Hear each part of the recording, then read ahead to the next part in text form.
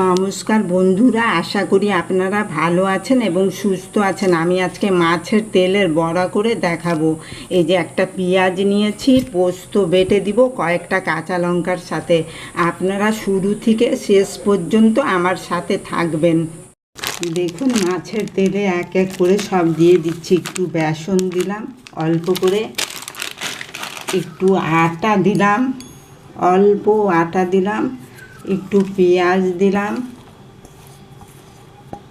আর পোস্ত একটু বেটে রেখেছিলাম, কাঁচা লঙ্কা আর পোস্ত, এই পোস্ত দিয়ে দিলাম একটু, আর একটু নুন দিচ্ছি আন্দাজ করে, হলুদ দিয়ে দিলাম, দিয়ে এবার আমি সব ভালো করে মেখে নিচ্ছি। দেখুন বন্ধুরা, সব কিছু দিয়ে মেখে নিয়েছি। এবার আমি বড়াগুলো ছেড়ে দিচ্ছি। এইদিকে তেল গরম হয়ে গেছে আমার, এক এক করে সব আমি ছেড়ে দিলাম তেলে। দেখুন এক সাইড হয়ে গেছে, আমি আরেক সাইডে করে নিচ্ছি ভাজা ভাজা। দেখুন বন্ধুরা, এই যে আমার মাছের তেলের বড়াটা এবার তৈরি হয়ে গেছে।